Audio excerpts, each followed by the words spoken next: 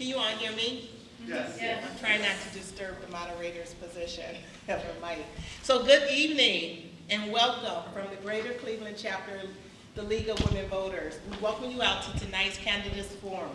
We're glad that you took time out to come and to join us.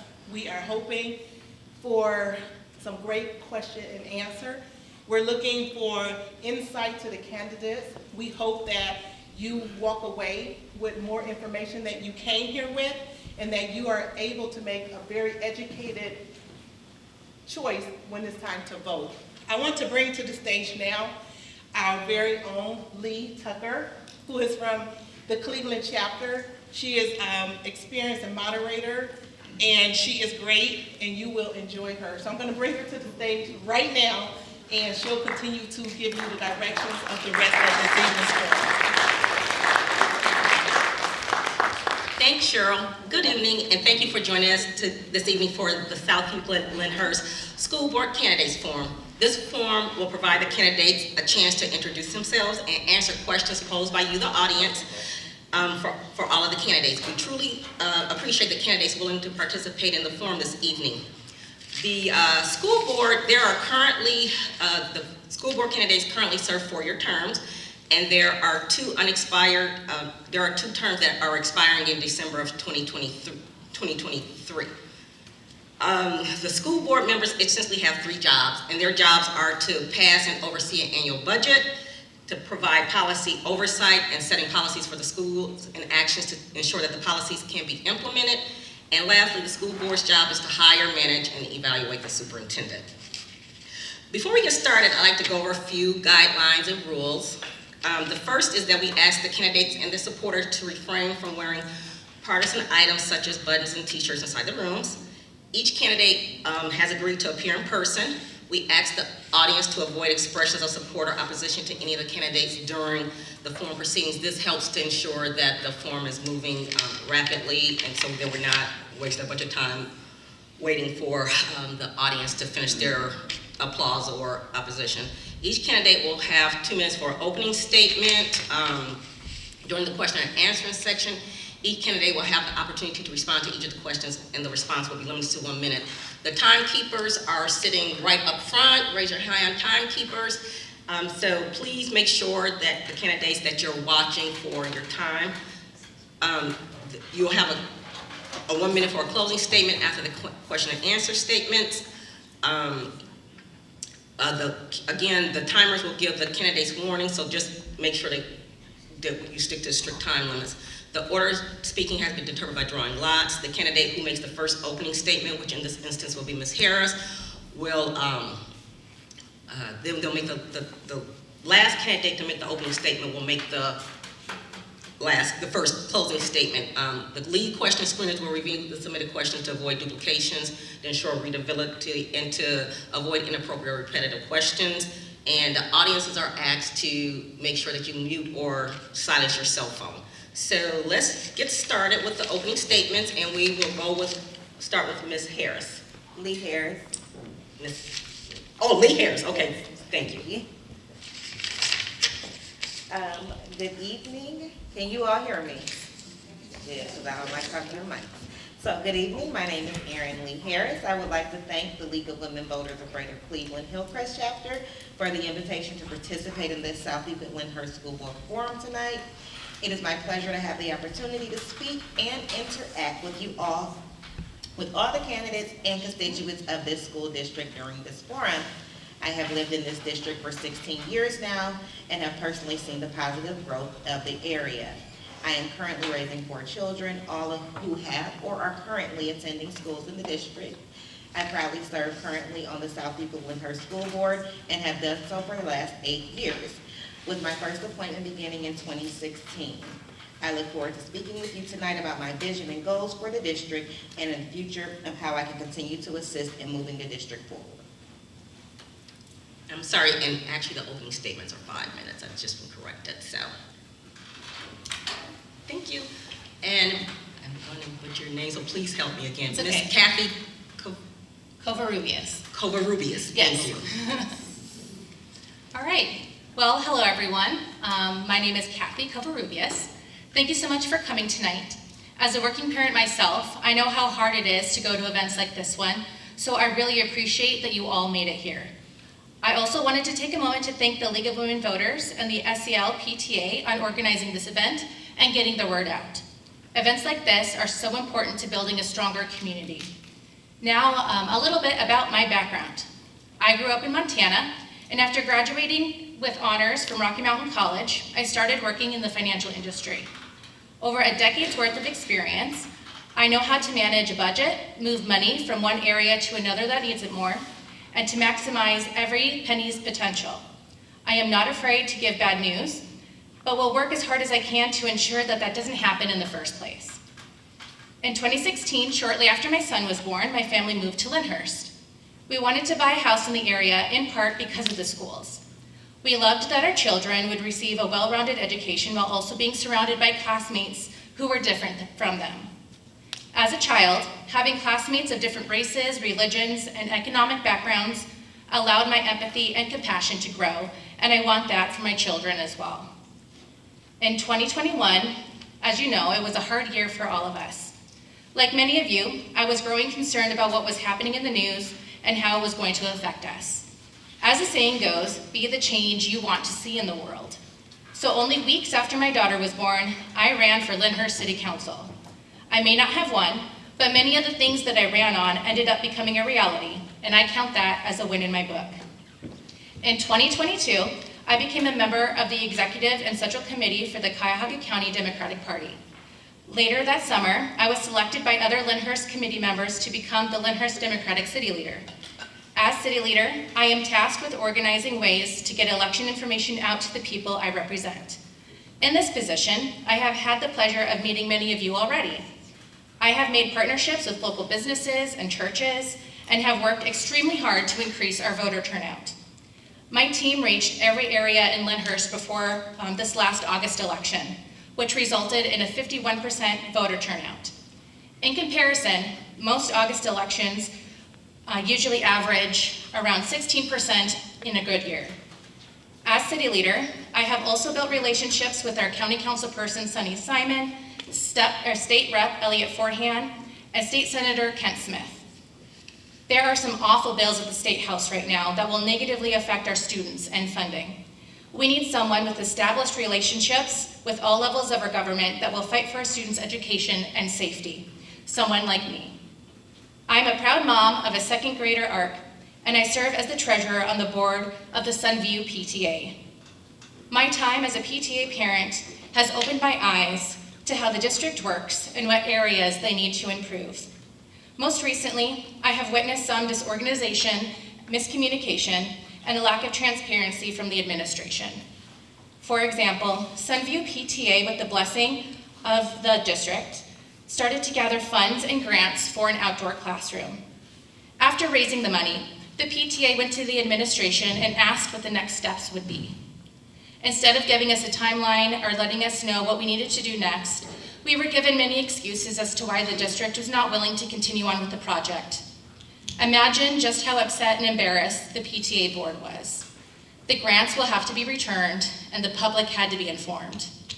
If only the district had communicated their concerns about the project from the beginning so we could address them, or if they had been more transparent about not wanting to move forward with the project much sooner, our trust would not have been as tarnished. After speaking with teachers, parents, and other members of the community, it seems as though the biggest areas that need improvement are communication, transparency, and partnerships. These are all qualities that I have demonstrated through my work in the financial field, political activism, and other community activities. A quality public education is the cornerstone to a thriving community, and I plan to put SEL back on the map. I look forward to earning your vote. Thank you. Mr. Edward Jacquet. Good evening and welcome, and thank you for inviting me here tonight to speak to you. It's really nice to be back at Brush. You know, I taught here for 30 years, so it's nice to be back. I'm a longtime resident. My family and I have proudly called the SEL community home since 1992 when I moved to South Euclid. We have been residents of Lyndhurst since 1997. We have a deep love for the community and are deeply invested in the growth and prosperity.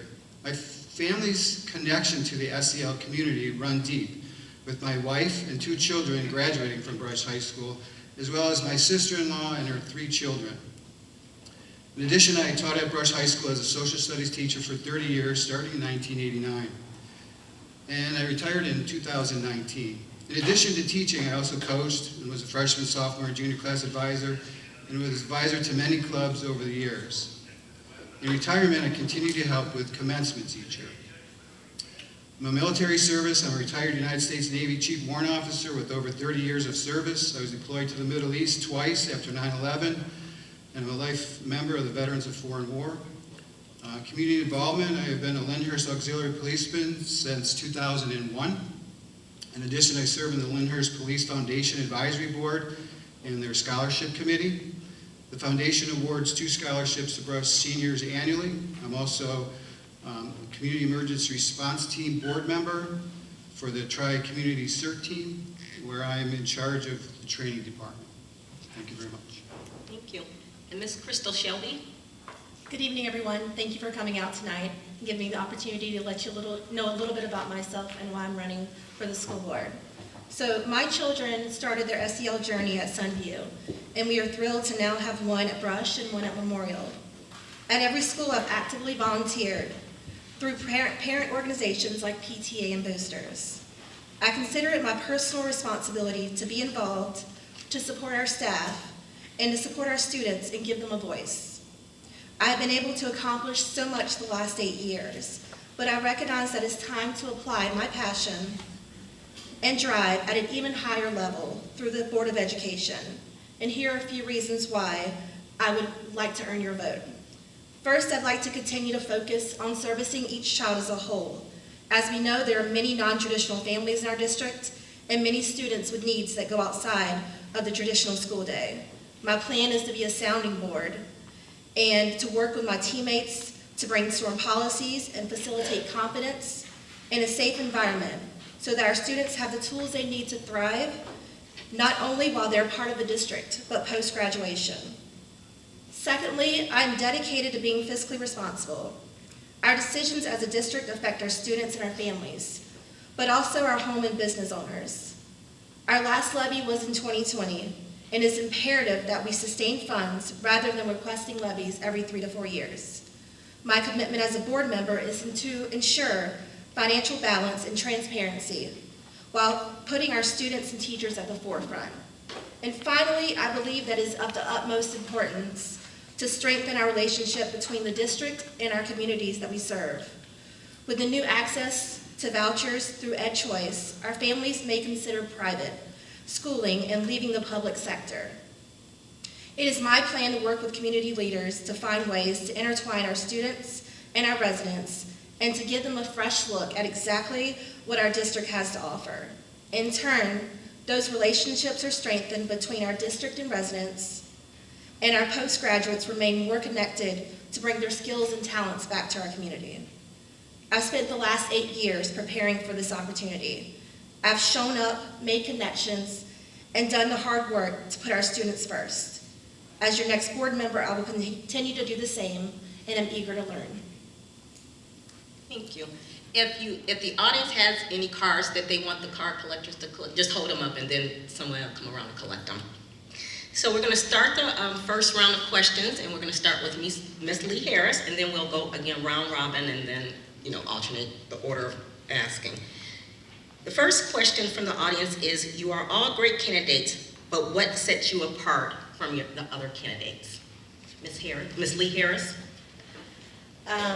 I would say, first and foremost, the first thing I would say is my experience. Right now, our school boards are being challenged. We are coming up against a lot with the new, with the way the government is taking, or the governor is taking over in regards to the state, our state report card, and I am not legal in regards to those things. I have been advocating for them for 16 years now. So I would say that is one reason, and I would say the second reason is my passion for our students and as well as our community. I have been active in our community for 16 years as well. It's actually one of the desires of my heart was to move into a community where I could be active and vocal. So I would say that actually is what probably sets me apart. Thank you. Ms. Covarrubias? Same question? So what sets me apart is the fact that I have relationships already with the people in government who are making those decisions and writing those bills. I've also been endorsed by both Sunny Simon, who is our county council person, as well as Elliot Forehand, who is our state rep. I've also been endorsed by the Cuyahoga County Democratic Party and the Progressive Caucus. If they can see the fact that I'm able to bring forward some good ideas, some progressive ideas to help our school, I'm sure that you guys can also see it as well. I take those endorsements very seriously. I work really hard with those folks to maintain those relationships, and having somebody who has already built relationships with those people who actually write the bills is extremely important. Thank you. Thank you. Mr. Jacquet? Thank you.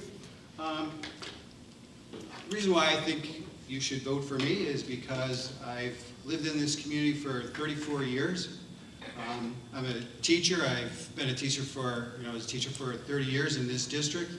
I have institutional history here and memory here.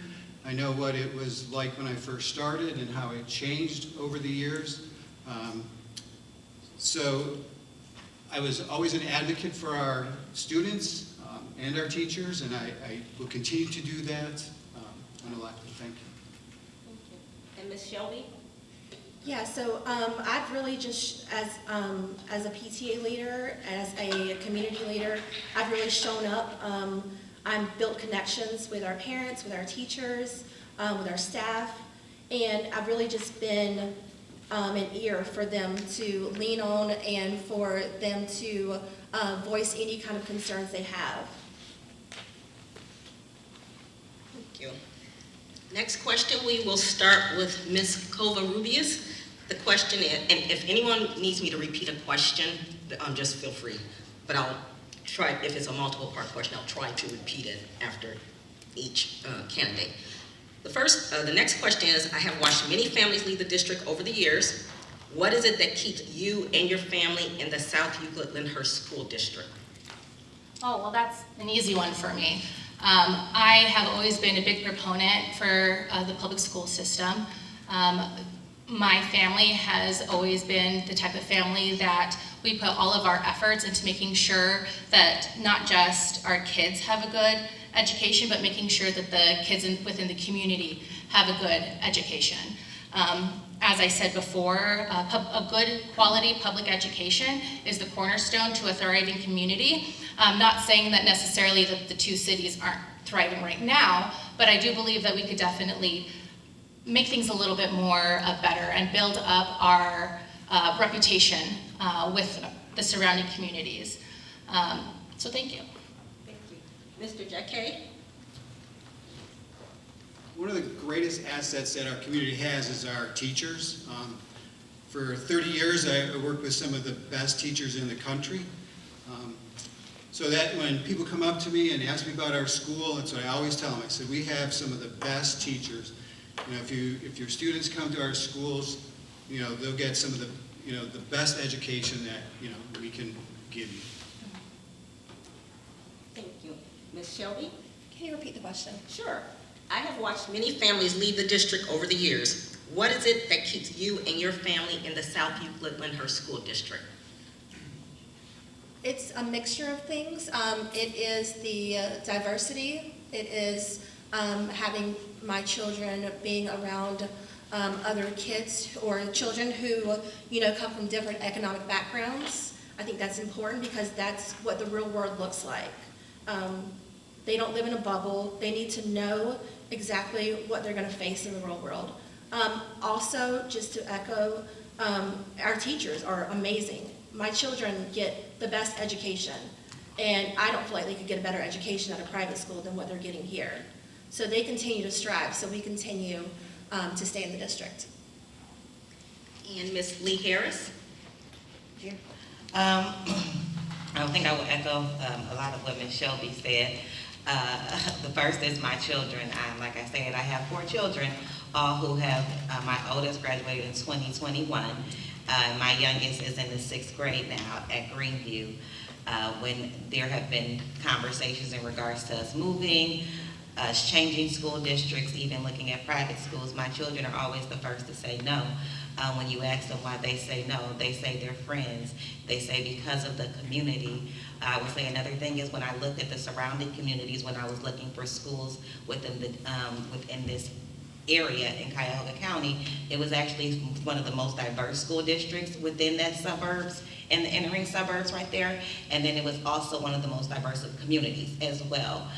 So I will say that is what keeps me here. Also at the same time, knowing that we have educators here, some of the best educators that I have seen. I've worked in the field of education, and not even just the educators, from our administrative assistants, our intervention specialists, our ISAs. I would say everyone here seems to work cohesive as a team, and you feel like you're a part of a team when you are here, when you come into these schools. So that is what has caused me and my children to stay in here. And I will also say another thing is our district, unlike other districts, is our closeness and the way we work with our city policing, which is a big thing, especially nowadays, in regards to building community and making sure your children know who they are and know that they're safe when they are going out in the community and when they're in the school as well. So that is what also causes us to stay here. Thank you. The next question, we will start with Mr. Jacquet. Out of the last 17 South Euclid Lyndhurst School Board of Education meetings, or 9 months of meetings, there have been only 3 board meetings where all members were present and on time. If you are elected to the South Euclid Lyndhurst School Board, how will you set a good example to our students so they know the importance of being on time and present? I was in the military, and you always had to be on time because I was in the Navy, and if you weren't on time, you miss your ship, and that's not a good thing. So in teaching, I was never late as a teacher. So as a school board member, I would be on time every time. Ms. Shelby? I guess it goes back to that old adage, if you're on time, you're late. If you're early, you're on time, you're late. I live by that. I like to be early to most things because I like to see what's going on and, have those conversations beforehand. But I'm dedicated to being on time, to being at meetings, and to showing up for the district. Thank you. Ms. Lee-Harris? I will say I am actually a big proponent on being on time and making sure that we are on time to meetings. I will say if the question is in regards to our meetings, I would say that we do work cohesive as a board, and if one of us is not there or 2 of us is not there, you can guarantee that during the week we have communicated. Actually, a fun fact, which I don't know a lot of people know, is that the majority of the work for the board meetings is actually done at our homes on Sundays when we have the time to actually read through all the literature that's sent to us throughout the week. And that's where we do the brunt of the work, is actually during our work weeks when we try to get it in there. In regards to being on time, I don't know if a lot of you are so aware that when it comes to school board meetings, you try to remain cognizant of your administrators and you try to work with them. So when I got on board and I became a board member, one of the things was we realized that we were calling our administrators to stay for a meeting that was at 7 p.m. and the end of their workday was at 4 p.m. So to have them out here for 3 hours. So one of the things we did agree to was, hey, let's see if we can work cohesively and move our school board meeting time up. Our school board meeting time was then, we pushed it up to 5:30, just so we could remain cognizant of our administrators, and it was also during COVID as well. Pushing that up, some of us do have jobs and other obligations as well. We are one of the only school boards that actually had active school board parents or parents within the district at the time. So we also did agree that with that 5:30 time, it may be sometimes we may miss, we may not be there, but we either vote via email, we have talked to each other, and we have sent in our information, and we have read over all the information, and that's what I'm a big proponent of as well. Thank you. You're welcome. Ms. Covarrubias? Well, my family, particularly my husband, will tell you that I am a very busy person. I'm involved in multiple groups. I am a soccer mom, and I am not late. I'm usually one of the first people to arrive and one of the last people to leave. And if I have something that's double booked, I always consider whatever is going to be a priority. And when I'm elected to the board is going to be my priority. And also, since as a school district we're really focusing on attendance, I think it's a really important move for our board members to make sure that we are present and attending those board meetings to be a good example to the students. Thank you. And our next question, we'll start with Ms. Crystal Shelby. What are your top 3 goals for the school system? I talked a bit about them in my opening speech, but just to reiterate those top 3 things. Obviously, the first thing is our students, making sure that we're having programs and things in place that are servicing them, helping them get to a place where they're able to graduate and be their best self after graduation. Number 2 is being fiscally responsible, shying away from those levies, making sure that we're stretching that budget so that we are able to avoid going back to the taxpayers and asking for more money when we don't have to. And then number 3 is really building that bond between our district and our communities, because not a lot of the time our community members aren't in the buildings, they're not at events. So they need to see the talent that we bring through our students and just how creative and wonderful our kids are. Thank you. Ms. Lee-Harris? I would say my top 3 goals, I feel like I'm echoing you, Crystal, is to remain fiscally responsible. I think most of you are aware, you are taxpayers and voting taxpayers with at least the past 8 years. You've seen that we've pushed out tax levies like no other board has done. We have, this would actually be the cycle where the year we will be coming to the taxpayers asking you all for an increase, or we would be able to have a levy. Unfortunately, we didn't have to do that this year, and it's looking like, looking at our budget right now, we won't have to do it next year either. So to remain that fiscally responsible and to make sure our treasurer stays aligned with that. I will also say, agree with assuring that we continue to cater to the whole child here within our district. Making sure that we still continually offer the programs. Like I said, we are one of the only districts in the county that offers multiple programs for our children and a plethora of programs for the social emotional learning side as well. And then I would say the last thing is to continue to focus on our report card. If you all can see, we did have some gains this time, and we would like to continue on focusing those gains. We've hire the proper people and the appropriate people to make sure that we are able to focus more on the report card to increase those scores as well. Thank you. Ms. Covarrubias? Thank you. So echoing back to my opening statements, the 3 biggest areas that I think that we need to be working on is communication, transparency, and our partnerships. When it comes to communication, we're talking about better communication, more accurate communication, and trying to reach as many people as possible, not just the students and the parents, but also to the community at large as well. Also, transparency. Transparency when it comes to decisions that are being made, as well as transparency in the funds and the way that we are funding things. I know, I'm a homeowner as well. I would like to not pay as many taxes, but I also know that the school levies are for a good reason. And unfortunately, with some of the things at the State House in regards to funding that are on the verge of being passed, it is definitely a concern of mine. So I think that we need to be a little bit more cognizant of that going forward and plan for it. And then lastly, partnerships. We need to build up our partnerships with the PTA, bring them back in, allow them to become better partners with us, as well as city leadership and businesses as well. And Mr. Jacquet? One of the things I think we need to work on is the teacher and substitute teacher shortage. I would really like to kind of reinstitute our program that we had with John Carroll, where we used to bring in interns. These were people that came from different fields and wanted to be teachers, and we had an excellent program to educate these people and make them teachers. They got a master's degree out of it. We have some of the graduates of that program still teaching here at Brush High School and throughout the district. So I would like to also reach out to Notre Dame College and have more students come in that want to be teachers. It seems like it's a field that we have fewer and fewer people getting into.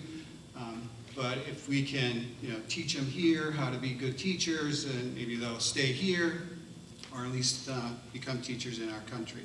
One of the other things that I would like to do is work on keeping families here.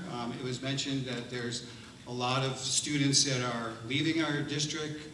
Most of them are because of safety and security concerns. So that's one of the things that I would like to address and work on, keeping our families here. And when they do leave, try to figure out why they're leaving and correct that so that that doesn't keep happening year after year after year.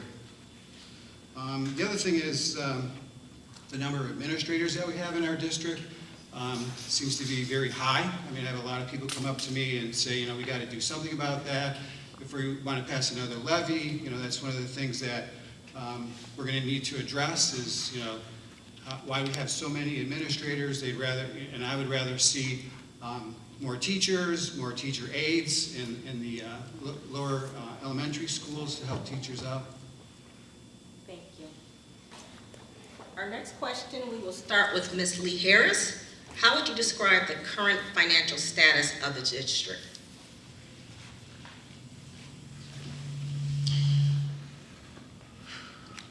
I would say the current financial status of this district is secured.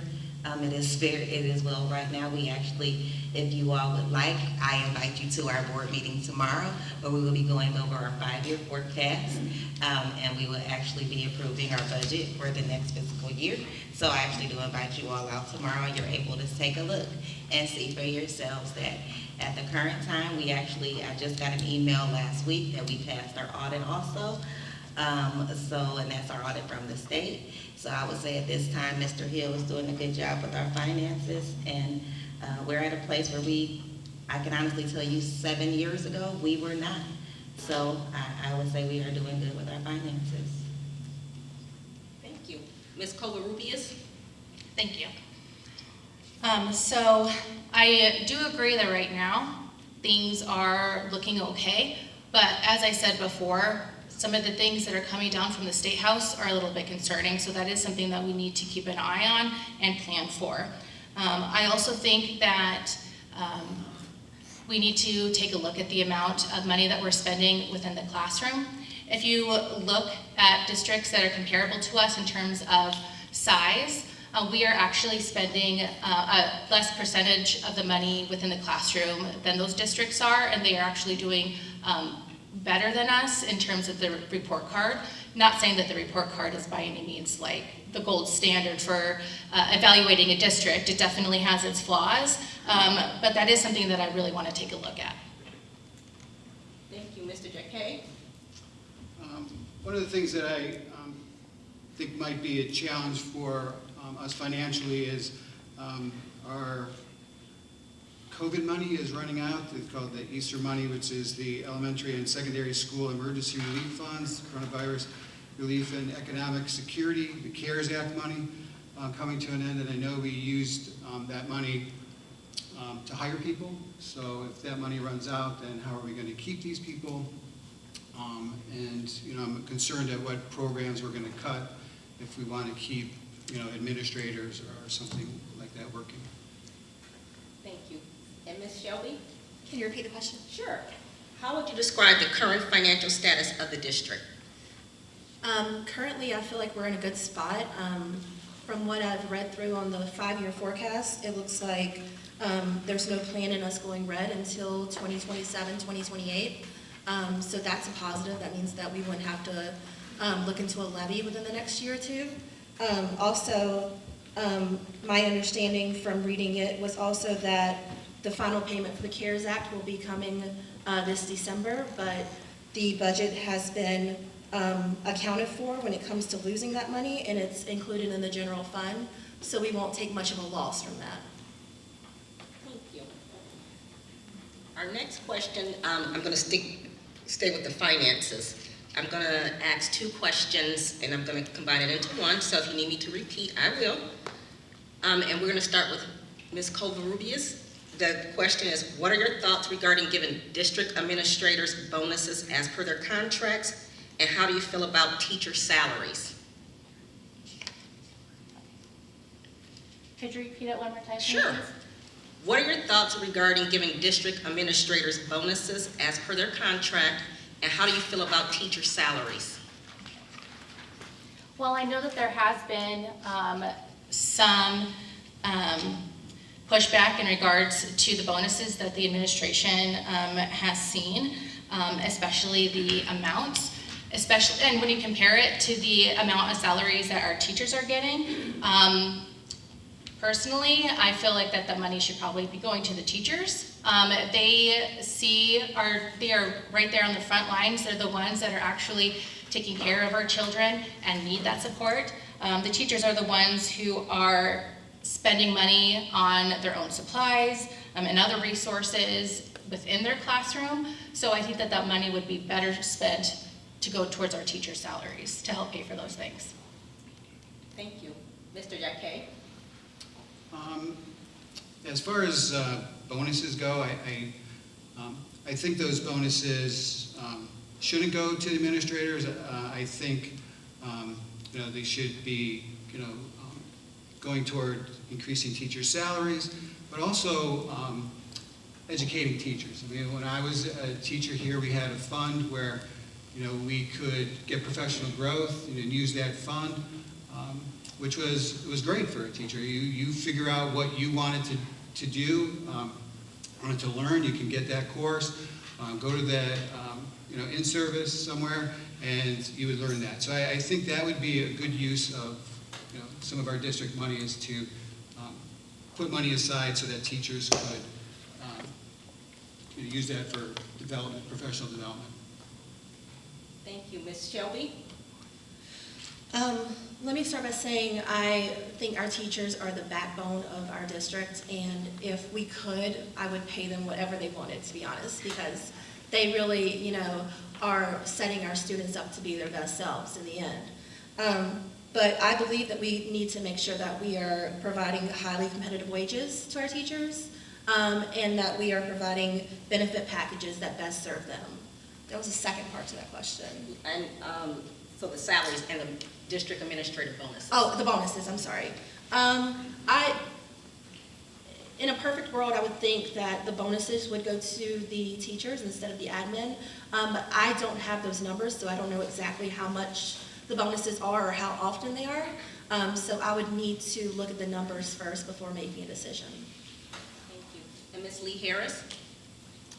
Okay, so I will start with the bonus question initially. I would say bonuses, I'm going to be honest, I am for them, because what a lot of people don't realize is that sometimes bonuses actually help slow down your base salary. So it's easier for me to give you a bonus of 2.5% this year opposed to me increasing your total pay by 2.5%. It actually is cheaper for me to give it to you within that bonus opposed to me adding that to your yearly pay. So it actually comes out, it actually ends up weighing better for the district. Then I don't know if we are aware, a lot of people are not aware of how teacher contracts look, especially with unions. Teacher contracts are steps. There are steps, and with each step there is a pay increase. And their contracts actually can be very lucrative, and they're actually, within our district, I can let you know, we have some teachers that are making more than administrators right now because of those steps and because of their bases and their base rate. So I would say within this district, I'm not sure if a lot of people are also aware that within Cuyahoga County, we actually have some of the highest paid teachers in the district and lowest paid administrators with our neighboring school districts as well. If we could pay teachers more, trust me, we would do all that we can. But unfortunately, there is a cap to some things, but I do think we pay our teachers very well. We do offer competitive wages as well as benefits. We have teachers that will be leaving other school districts to come to our district, so I feel like we've done good in regards to our pay scale. In regards to their budget, all teachers actually have a classroom budget as well, where they're able to get reimbursed for supplies within that budget. So, and from my knowledge, last time I checked with Mr. Hill, those requests actually were not even fulfilled to the, that budget, that line item for that budget was actually not even maxed out or capped out last school year, which lets me know that we must be offering and supplying the tools to our teachers that they need as well. Thank you. Our next question, we will start with Mr. Jacquet. It's similar to finances, so I'm going to stay on that line again. As evidenced by our auditorium, Brush High School is an old building in need of some updates: the roof, the bathroom, the classrooms. Will you make the infrastructure updates a priority for our students? Yes, I would. Realizing that this is a very old school, I taught here, and we had water leaking into our classrooms. I had like a flood. And it's an old building, and we definitely need to invest some money into it to keep it a first-class facility for our students and teachers and staff. Thank you. Ms. Shelby? Yes, I would also. We have the money from the levies that we can still use for permanent improvements, but also, we want our buildings to look as great as our students are, right? In a perfect world, we would tear them down and build new ones, but we can't afford that. So we do have to make the improvements and make sure that we're doing the upkeep. Thank you. Ms. Lee-Harris? Can you repeat the question? Sure. As evidenced by our auditorium, Brush High School is an old building in need of some updates: the roof, the bathroom, classrooms. Will you make the infrastructure updates a priority for our students? I would say the answer to that question is yes, because if anybody knows me, I would tell you that Brush to me 8 years ago this time was an eyesore. It was horrid to me walking in here. I thought it was a dark, dim building, and I would always complain. However, since then, we actually have started doing renovations to Brush, as you all can see as well. I could actually go through a long list, but I think I would not have enough time to go through everything that we've done. Our library has been done state of the art. When you walk into the building, it is now open. We tried to go for an open floor plan like we saw other districts doing. We've revamped the complete cafeteria, the concession side over here. We've added a new, if you go to the back wing, there's a 3D wing back there. We tried to come up with code. We have a new esports wing that's back here. We actually have our new med clinic that's back there also. So we're trying to do some things, and we have, but as you all are aware, when you start doing improvements, it takes time to complete the whole project. So yes, I do agree. We are steady working on it, and this is on our list to get done. The PAC is on the list. We have not forgotten it either, but it just takes some of the most time for us. Thank you. And Ms. Covarrubias? All right, thank you. As a member of the Sunview PTA, I am definitely in favor of improving our infrastructure. If it wasn't for the very boisterous and very dedicated PTA parents that we have, I believe that we would not be having the new playgrounds put into place within the elementary schools. It was the PTA who brought it up, said, hey, this is one of the things that you guys are focused on. What's going on? There's no plan. Okay, well, what can we do to help you guys out? So I really do think that I'm going to go ahead and bring that along, that dedication along to my role as board member. In addition, I know that Brush really needs some things fixed, but we can't forget about the elementary schools, and we can't forget about the middle school. For example, I know that the carpet in the Sunview Teachers Lounge needs to be replaced because of a safety issue. So instead of replacing the carpet, the teachers now have to store their lunch elsewhere. They can't use that refrigerator. I don't know why I know replacing the carpet does take some money, but overall it's going to be better if we just go ahead and do that. So yeah, I would definitely be focused on making sure that we and our students have the best facilities. Thank you. Our next round of questions, we will start with Ms. Lee-Harris again. What is your opinion on banning books? what is my opinion on banning books. I do not feel that there should be a ban on any book if it's not derogatory in any type of way. I don't have a problem, and I don't see us banning books at the present moment. Thank you. You're welcome. Ms. Covarrubias? I am very much against banning books. Growing up, I don't know if you guys remember, but there was a big push to ban like Harry Potter books in elementary schools, and I was a very avid Harry Potter fan. So ever since I was little, I'm very much against banning books. So that's something I continue to do so in my adulthood. Thank you. Mr. Jacquet? I'm not a proponent of banning books either. I served in the military so that we can be free and have free choice. I've had people ask me on my website for, as a candidate for this position, how I felt, and I said I really don't believe in that at all. Everybody makes their own choices. Thank you. And Ms. Shelby? I do not believe in banning books. I think our books should be like our students. They should represent every type, every demographic. So that's where I stand on that. Thank you. Next question, we will start with Ms. Covarrubias. How would you respond if the state government imposed requirements contrary to the goals or values you believe are most important for our schools? So, I'm sorry. You want me to repeat? No, there's okay. just some feedback. Yeah. So unfortunately, as the school board, part of our job is to implement the new laws and rules that the State House has put through.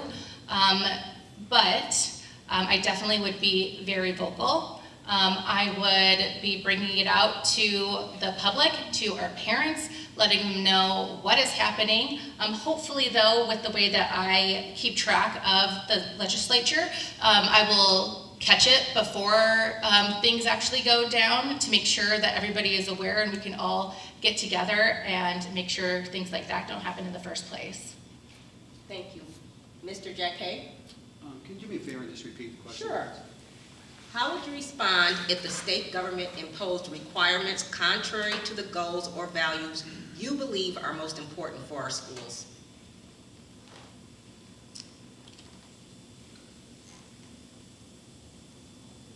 Well, I would have to, protest through, proper channels, because I know that, our school system right now our school district is, it's a great opportunity for people to select who they want to be in. So anytime you take away people's rights, I'm really not for that. So hopefully we can, turn that around. Thank you. Ms. Shelby?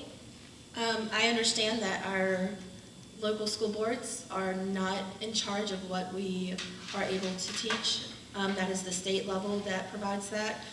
So if something was to come across that I felt needed to be said or done, I would obviously protest, I would advocate, I would pull members of the community together so that we could go to the State House, speak to our Congress, and just advocate for changing or stopping those things from happening. And Ms. Lee-Harris? I would say the same. Use your voice, advocate, get others to advocate with us, writing emails, calling people, phone trees, email links, the same things that we have done when it came to the state report card. We had superintendents marching, and we went to when you go down to Columbus for legislative committees and conventions, we go, we make our voices heard. We make them aware that we are here, we have a voice, and we have some concerns. We scream, we yell, and we cry out. That is what we do, and that is what we continue to do, to advocate for these children within these districts. Thank you. Next question, we will start with Mr. Jacquet. How do you plan to advocate for families in the South Euclid Lyndhurst district who are swaying towards using Ed Choice vouchers and not utilizing our schools.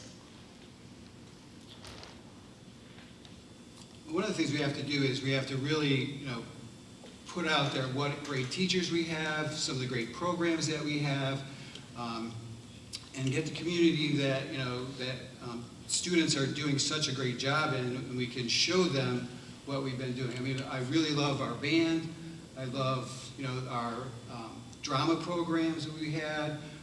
We have one of the best art programs around, I think. So those are the things that we really need to do a good job of getting out there. Some of the teachers that we have are doing some great things in the classroom, so we have to get that out there. And then we have to address, some of the major concerns people have about bringing their student here, and that's the safety and security issues that we have. So if we can, ensure that, when people have a problem, like their son or daughter's being bullied, we address that in a way that has positive outcomes for both, sides in the issue. And I think if we could do that well, then we will keep students in our district. Thank you. Ms. Shelby? We have to really focus, like I said in my introduction, on building those relationships between our district and our communities. You only know what you know. So most of our families hear these horrible things about our district and they never even set foot in a school before. They've never talked to a teacher, they've never talked to an administrator. So we really need to show our communities that we are so much more than the gossip that's out there. Also, I've suggested this in the past, but I really believe that we should have some sort of exit interview for our families who are leaving, so we know exactly why they're leaving the district, and we're honest with ourselves about where we can improve and where we can move forward. Thank you. Ms. Lee-Harris? Can you repeat the question for Sure. me a second? How do you plan to advocate for families in the South Euclid Lyndhurst district who are swaying towards using Ed Choice vouchers and not utilizing our schools? I would say this is the part where I agree with Cathy in regards to the transparency. I am a big proponent. If you come to me, if you have questions, I'm honest. If I don't have an answer, I try to do what is called a connect things and connect the dots. So if I hear something and I know I may not be the person that can actually help you, I'll connect you with someone else in the district that can. We have excellent principals who do well if you refer a family to them that may have questions, who have not come into the district yet. Linking up with them, offering to say, hey, would you like to come into our building? Would you like to link up with other families to see what's going on within our district? And that is what I have been doing and I will continue to do. When I do hear things, I invite people in. I'm transparent about my struggles within the South Euclid Lyndhurst School District and my successes within the South Euclid Lyndhurst School District. I can't sit here and say that, hey, we're perfect and we have all the right answers and my children have been huge successes with going through this district. That wouldn't be a truth. So I think the biggest thing is just being transparent and letting them know what we do offer. We may not be able to offer you what St. Ed's and Benedictine can offer you in regards to the football field. I can't guarantee you a football scholarship, but what I can guarantee you is a solid education. So those are things that I will continue to do. Thank you. And Ms. Covarrubias? Thank you. So I believe the question was specifically also regarding the use of Ed Choice. As I keep saying, I keep an eye on what's going on at the State House, and right now there's HB 11, which is the backpack bill that they're currently looking at. And if that passes, it's going to basically demolish like all public school systems in terms of funding. It'll be extremely detrimental. So I think right now would be a good time for us to highlight specific teachers, things that they have done, specifically in regards to helping students in the classroom. Highlighting students also too would be a good idea. Also making sure that members of the board are more public-facing, more forward-facing, so people can come to us and know where to find us, which I think is really important. And then Also, I also agree with the whole exit interview as well. I can't take credit for that. That was definitely totally her, but I've heard her say it before in the past. And that is something that I also think would be really beneficial, so we can understand why people are leaving and try to fix those things that we need to work on. Thank you. Our next question will start with Ms. Shelby. What do you think will be the biggest challenge you will face as a school board member?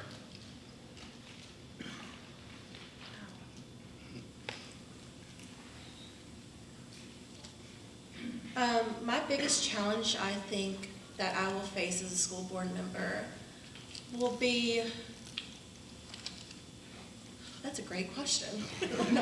Sorry.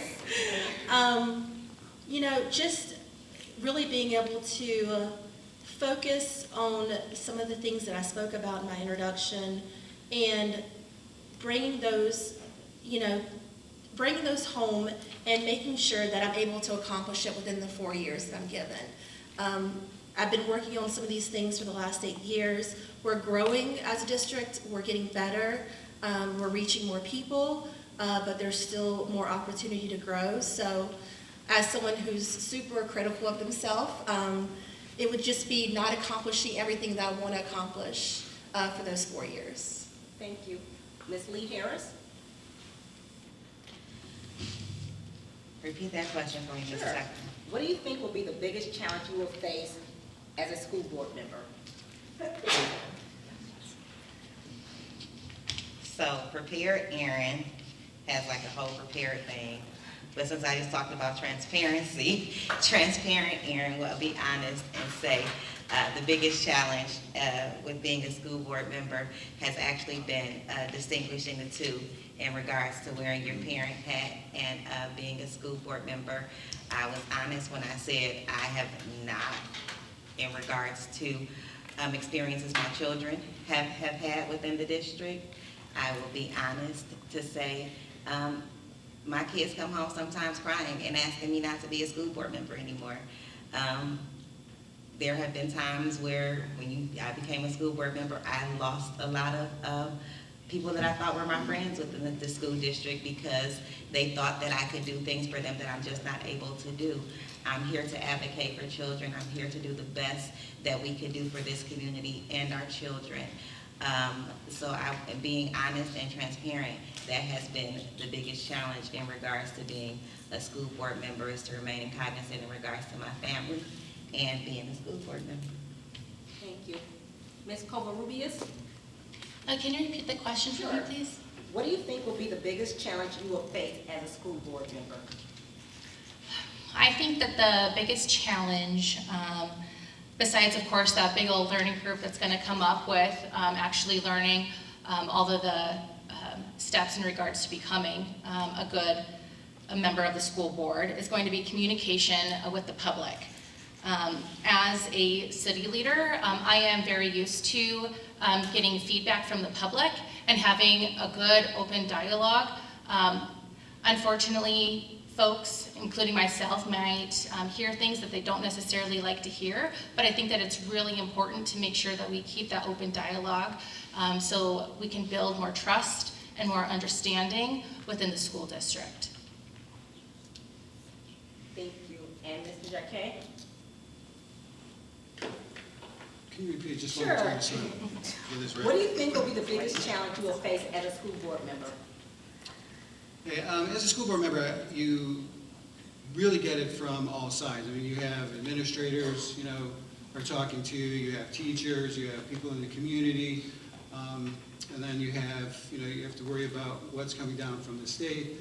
So, assimilating all of that information and getting it out and, trying to help everybody with the amount of resources that we have, I think that's going to be the biggest challenge.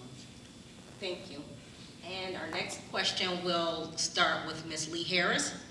How are IEPs being used to assist students that are falling behind?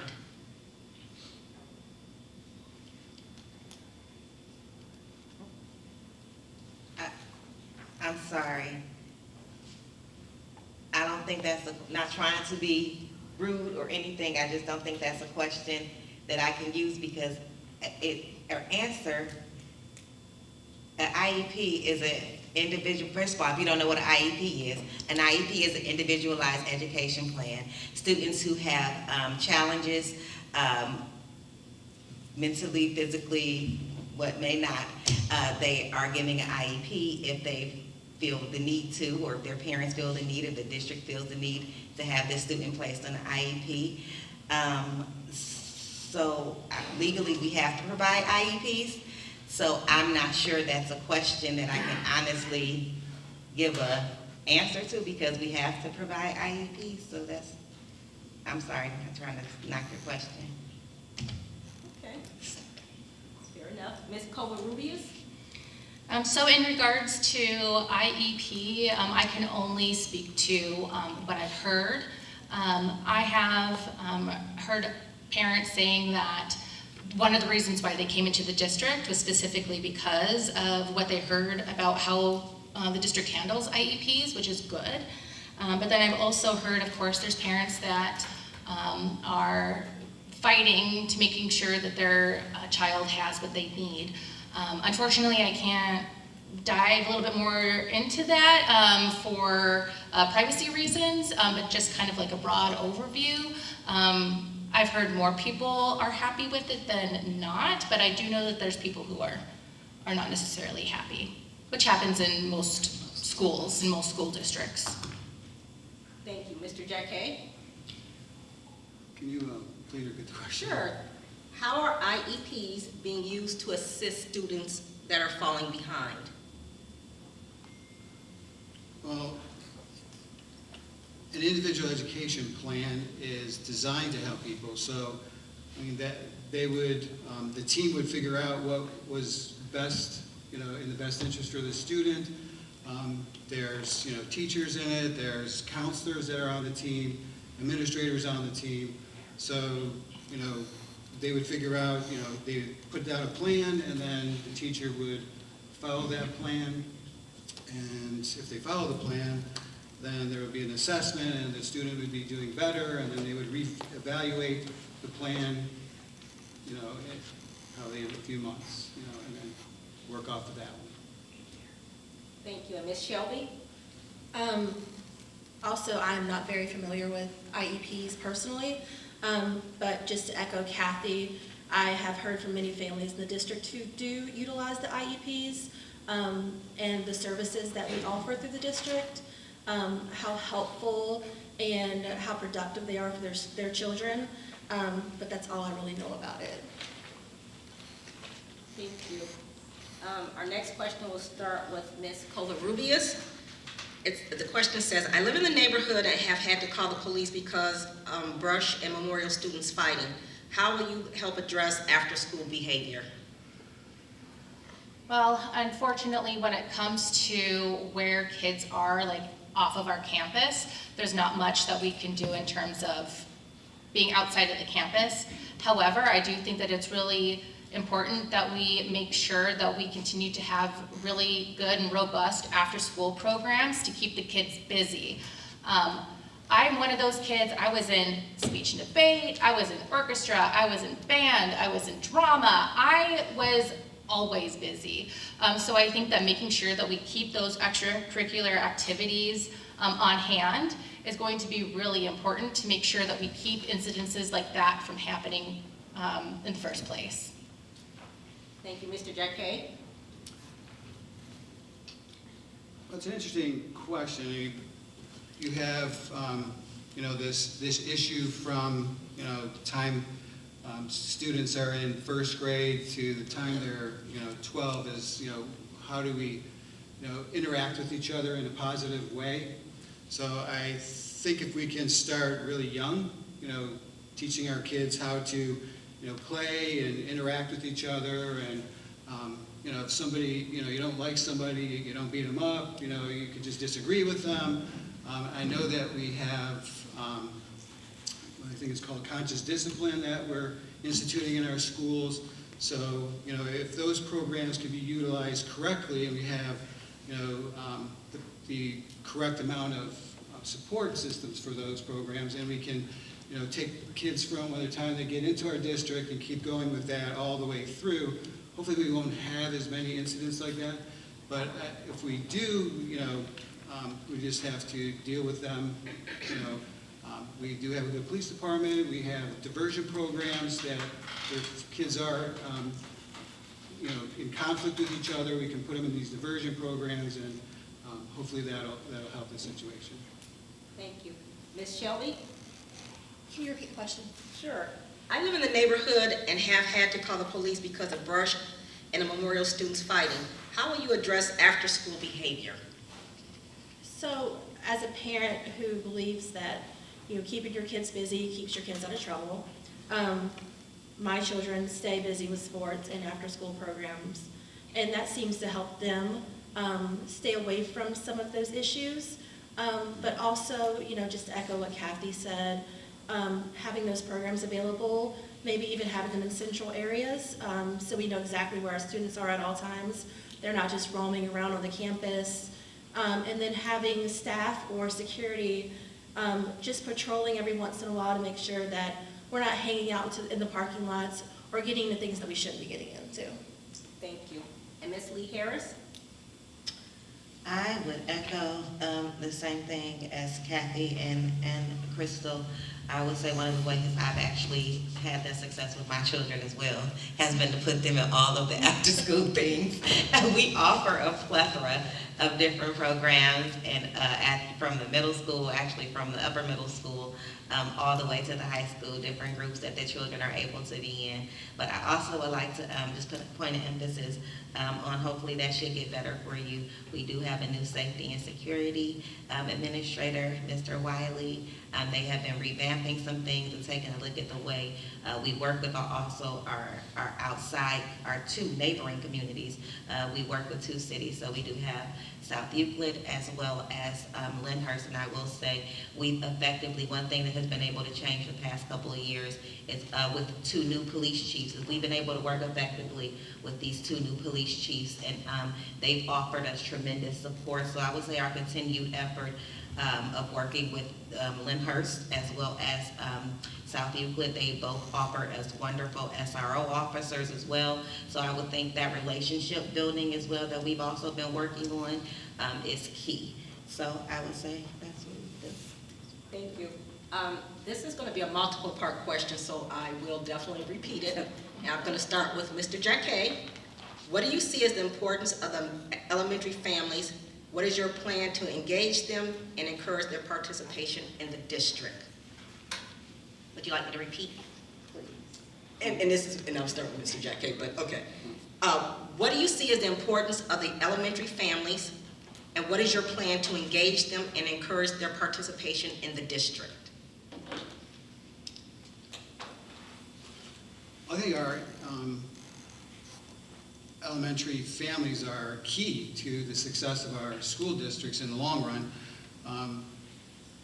And to keep them in, I mean, we talked about, these programs, after school programs.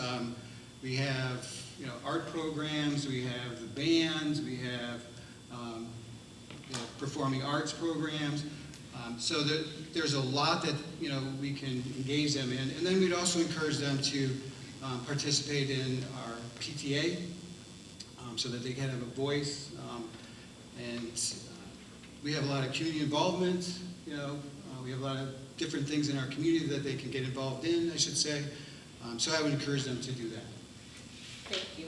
Again, the question, and Ms. Shelby, the question is, what do you see as the importance of the elementary families, and what is your plan to engage them and encourage their participation in the district? So the first part of the question, our elementary families are probably one of the most important sector of our district because they're really our future. They're our students who are going to be coming up. They're the ones that we're setting the example for. They're the ones that we're teaching good stewardship to. So they're very important to our district. And the second question? And just how do you encourage their participation in the district?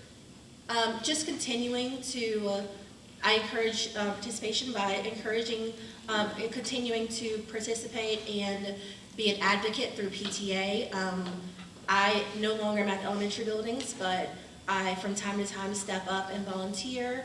at those buildings. I assist where needed, because we're really one big community and we have to support each other. Thank you. You want me to repeat again, Ms. Lee-Harris? Okay. What do you see as the importance of the elementary families? What is your plan to engage them and encourage their participation in the district? I think it's actually one of the most important things. The reason why I'm still here is because I started at an elementary school, and it was wonderful. We felt like a family. And we have actually been a family now for 16 years because I still have that same group of people that are around me. But I would say to engage, one of the things I try to do is see what is also going in and making sure that our families are aware that the different things that we offer within the community, because that keeps us cohesive. So making sure that the local soccer department or the local soccer league is able to have information forced into the school. Also, like our basketball league, is they're able to have information filtered into the school. Our baseball league, because once you get those things together, it's community. Once their community is set, then you are able to more 9 times out of 10 keep those families within that district and within that school. So that was one of the reasons why I stayed in the district, is because we started doing things. And when you start doing things, your children make friends. When your children make friends, darn it, you can't go anywhere because you have all of these friends, and these children become friends and they look out for each other. So that's how I would try to keep our families engaged and encouraged to participate. Thank you. And Ms. Covarrubias, I'll repeat it again. What do you see as the importance of the elementary families?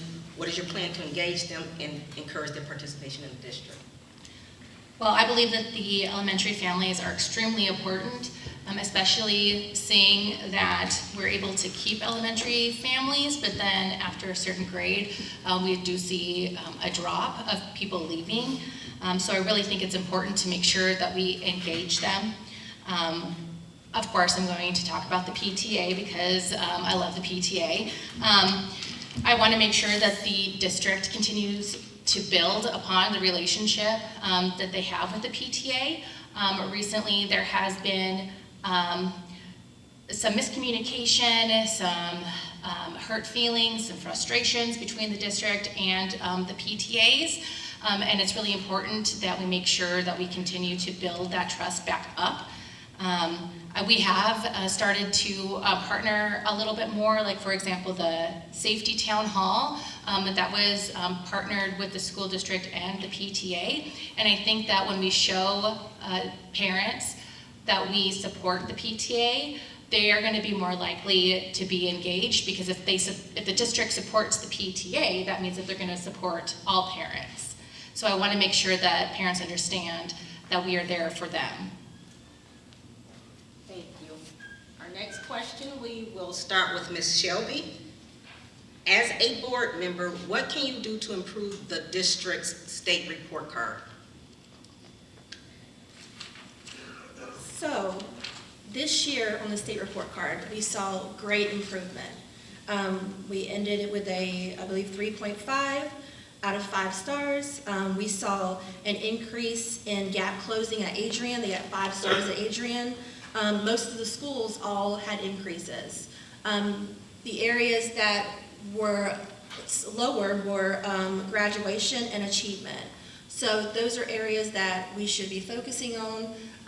But I believe that we're already doing those things, and that over the next few years, the scores will continue to increase. But I also want to make a point to say that the report card does not really represent what our students are capable of or who they are.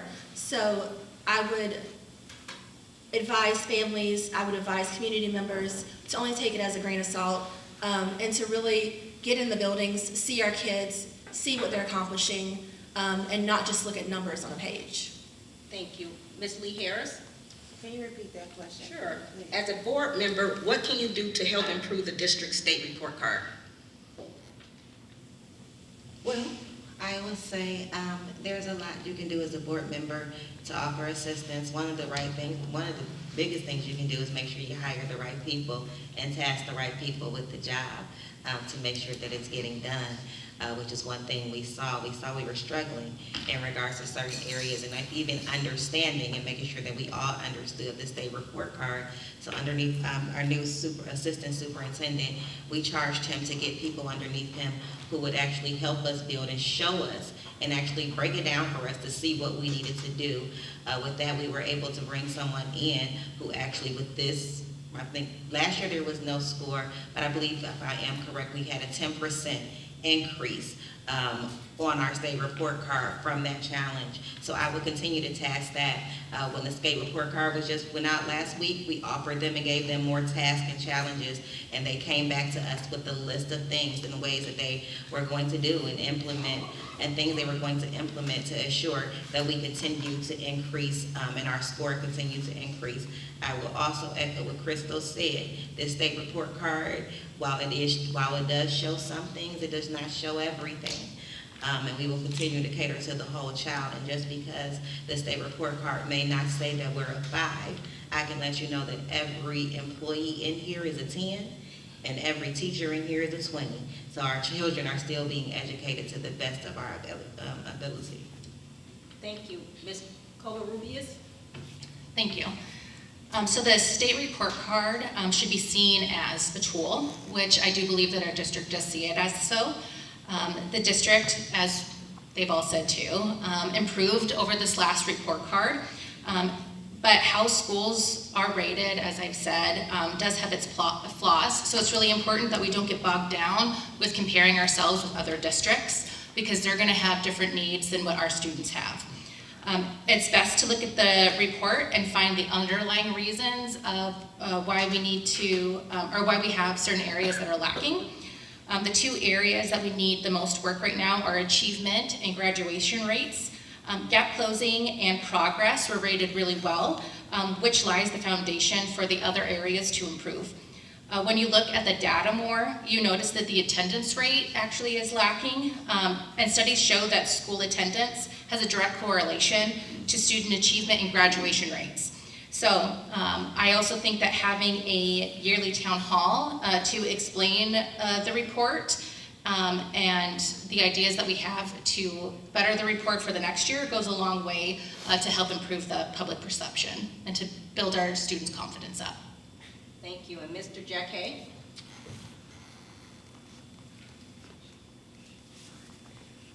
One of the things about our, report card is that we know they keep moving the bar every year, so that's kind of a tough thing for a district to, work within those constraints.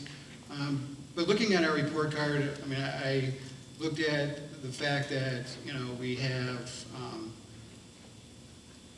we need to improve our test scores, and that's the achievement scores. One of the things that I would like to also see is our literacy rate improve, and one of the ways we could do that, I think, is to get librarians back in the libraries.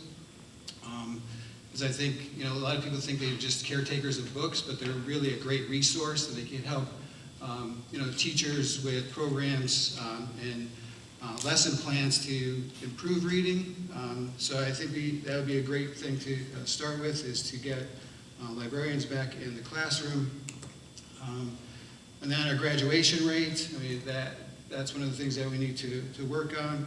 And again, it might be just as simple as, in some of the schools, just putting in a teacher aide that might help with lesson plans and help teachers, help students more. So that's one of the things that I think would be a good thing for board members to do. Thank you. I think we have time for one more question. So we'll start with Ms. Lee-Harris before we do our closing statements. The last question is, and I do apologize if I didn't get to all of your questions. They were really good questions. Unfortunately, we have time limits. The district currently has a high percentage of brown and black students. What is your view on the need to hire more staff and teachers into the district that look and relate to these students? Ms. Lee-Harris. Say that one more time. The district currently has a high percentage of brown and black students. What is your view on the need to hire more staff/teachers into the district that look and can relate to these students? I think it's actually very important. It's something that we have been going after, but actually it's something that it's a highly sought after. African American teachers, black teachers, whatever you want to call it, people of color. Right now, they're limited in the field, and everyone is going after the same people in the same pool. So I do feel it is important if you get the right candidate, but not just making sure that they're brown and black, but making sure that they're the right candidate as well for the district and for our students. So it actually is something that has been there. It's been something that I've been looking at since I've been a board member and will continue to look at and look into. Thank you. Ms. Covarrubias? Could you repeat the question one more time for me? Sure. Thank you. The district currently has a high percentage of brown and black students. What is your view on the need to hire more staff and teachers into the district that look and can relate to these students? So I believe that we need to hire staff and teachers that best represent what our student population looks like. I think it's really important that students see people in leadership that look like them so that they know that that is something that they can achieve when they're older. I know that that is something that a lot of people have expressed to me as I've been going around and campaigning. So I know that it's definitely something that is on everybody's mind. I also think that in order to get those candidates, as Erin had said, they're really sought after. So I really think that we need to focus on making sure that we're offering not only good employment packages for them, but also highlighting why SEL is going to be the best for them.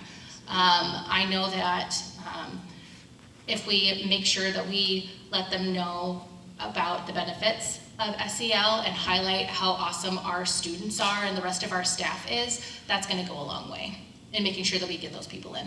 Thank you. Mr. Jacquet? One of the things that we can do to hopefully get some brown and black teachers to represent our students are these programs that I was talking about earlier, where we can liaison with colleges around us, and hopefully we can get some great candidates from those schools, whether it's an intern or a student teacher, they become teachers. But one of the things that, as a teacher here for 30 years, we did a great job educating all of our students. It doesn't matter what color you are, where you came from. That's one of the things I liked about our staff here, is that when you come into my classroom, everybody's a student. You get treated the same. I'll help you, encourage you, I'll wish you the best when you leave my classroom. So that's one of the things that I really liked about our teaching staff here. And like we mentioned before, it's difficult to get teachers. It doesn't matter what color you are at this time period. So we always want to get the best candidate, the best teachers for our students. Thank you. And Ms. Shelby? As a parent to 2 African American children, I think it's really important for them to have that example and to have teachers and staff in those leadership roles for them to look up to. So I know if I feel that way, I'm sure there's other parents who feel that way too. So I think that, yes, it's just something we should continue to focus on, is making sure that we're getting more people in the building that represent our students and our population. Thank you. And then now we'll hear the closing statements from the candidates. We're going to start with Ms. Shelby and head back to the right. And we'll end with Ms. Lee-Harris. Ms. Shelby? Thank you all for coming out again tonight. It was great to have these conversations and to give you a little bit of information about myself and why I'm running. So I recently had a conversation with a person who told me that the only purpose of a school is to provide an education. That's it. That is not how I feel. I believe that it's our responsibility for our schools to provide a safe environment where our students have access to the tools they need to be socially, emotionally, and educationally sound. Yes, education is important, and it is the foundation, but there are many building blocks needed in order to make sure that we are producing young adults who are capable of being their best self. My job as a school board member is to be a part of that growth and success. Over the past 8 years, PTA has been my platform and has been my way to impact my community and our schools. Every year, I reevaluate my goals as not only a leader, but as a member, and work with groups of parents and staff to find the best ways to reach our students where they are and also support our staff for all of their hard work. I have accomplished this through various roles such as scholarships, grants, community outreach, and student engagement. My next goal is how can I impact my community and school on a larger level? I can do so by being your next school board member. I want to work hand in hand with our leaders and brainstorm ways that we can continue on our journey to being the destination school district. I've seen so much growth in our district since I joined in 2015, but there's still a lot more to do. As I've done with PTA, I will continue to use that same dedication and drive to be a resource to our students, staff, and community if elected. Thank you. I'd like to thank everybody for coming tonight. It's been a pleasure to be here tonight. I had a great teaching career here at Brush High School. I worked with some of the best teachers and taught some of the greatest students who are just great people also. My mission is to ensure that our school board is committed to providing unwavering support to our students and teachers. At the heart of my campaign is a promise to our community to be a responsible steward of our tax dollars. It's crucial for everyone to know that our hard-earned money is being used wisely to guarantee the success of our students and educators. Together we can create an educational environment that directly benefits students and teachers, keeping the emphasis on education as the reason people want to come to South Euclid Lyndhurst schools. Join me in this journey to strengthen our schools and make a lasting impact on the future of South Euclid Lyndhurst school community. Thank you. Thank you. Ms. Covarrubias. Thank you. I want to thank everybody again for coming out. I know coming to the school on a Monday night in an auditorium, talking to us was probably not something that you were looking forward to, but I really do think that things like this is what is going to continue to build our communities and build them stronger. I just wanted to go over a few highlights about myself. Again, I have a financial industry background, so that means that I am able to balance a budget. I'm able to look at data and make decisions based on that data, but I also know that children are more than just a number. I am also a strong union supporter. I make sure that all of the literature that I make and all of the signs that I have are all union printed, because I believe that making sure that my dollars go to places that are going to make sure that they treat their employees with respect and make sure that they put their needs first. I also want to remind people that I am on the I'm the treasurer for the Sunview PTA, so again, budget goes in there as well. I really want to make sure that our parents have a voice, and parents are, of course, the voters. And I want to be the person that is going to best represent what the voters wanted. And as somebody who would be a public official voted in, I'm going to make sure that I continue to have that open door, listen to your concerns, and take it seriously. And we can all work through those concerns or problems together. I believe that it's really important that we continue to make sure that we have an open communication with the public, and open communication and better communication with our teachers as well as our parents. I also, again, have been really involved in a lot of political activism. I do have those connections, which I think is going to be a really valuable tool, especially seeing that there's been over 200 House bills currently in the State House that negatively affect our public school system. And I will make sure that I'm going to be that person that stands up and make sure that our students have a good education and also a safe education as well. I also believe that parents have are a valuable tool and a valuable resource, and we need to make sure that we continue and focus to build a partnership with the parents.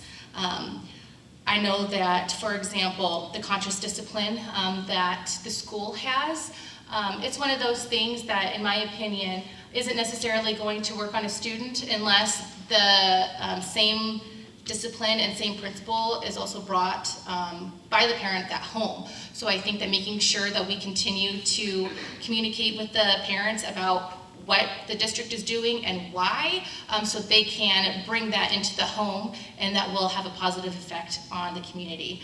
Of course, if I'm always willing to learn, and I'm always willing to get more information in order to make the best decision. So please feel free to email me or message me or find me, and I am more than happy to hear what you guys think in regards to how to make the school better. Thank you again for coming tonight, and thanks again to the League of Women Voters for helping to put this on, and the SEL PTA. I hope you guys have a good night. Thank you. Ms. Lee-Harris? I hope you all can hear me. It is not late for me. I'm just going to say, I actually am proud about this forum. When I was looking to be a school board member or run for school board 8 years ago, there was no one else. No one was looking to run. So it excites me that that our school boards are actually drawing interest again, and that everyone at this table sits here and chooses to be an advocate and advocate for children. So for that, I thank you all. Like I said, I've been here 16 years, started out at PTA at Adrian Elementary, did PTA council all the way up until my oldest son was in 7th grade. In the past 8 years, I've had the opportunity of working cohesively with the wonderful school board. We have worked in tandem in regards to doing some fantastic things within this school district, and I would just say, I don't believe, and I hope that you all as my constituents don't believe that my time is up either. In the past 8 years, we've done some wonderful things. We've improved the state report card, as you all have heard. Our universal technology has increased. We've brought the latest technology into every classroom with one-on-one technology for each and every one of our students. We focus more on STEM, which is our science, technology, engineering, and math, and our innovation labs. There are labs in each and every school building if you walk into those.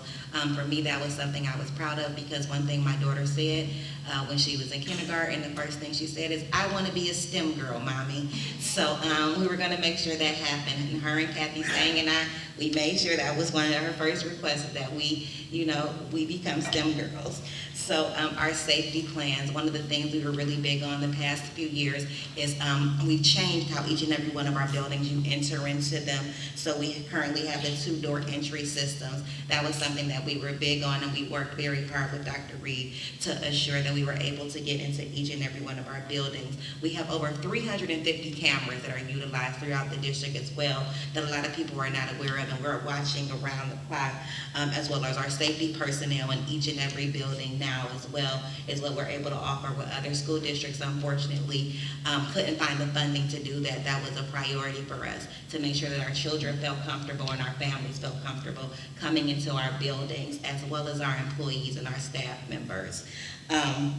When it comes to improved facilities, as you can see, we talked about Brush High School. Each and every school building has new windows, air conditioning units that they have not been installed, are currently being installed, completely revamping rolling in the playground there, and the back side of that school that was literally almost about to fall down. So these are things that we saw that were important, that I saw that were important, and concerns that we brought through. And when it comes to being fiscally responsible, again, we broke the 40-year levy cycle that we were on before I became a board member. So those are things that I am proud of. The hiring of the superintendent as well as our treasurer, who are financially skilled to assure that we maintain and we stay physically responsible also. So those are just a few of the things that I have done in tandem with the school board members that we do have now. And I just don't believe that I am done. So I do want to thank you all for coming out tonight. Thank you, League of Women Voters. I hopefully will earn your vote on November 7th, and you all have a good evening. Let's give our candidates a big round of applause.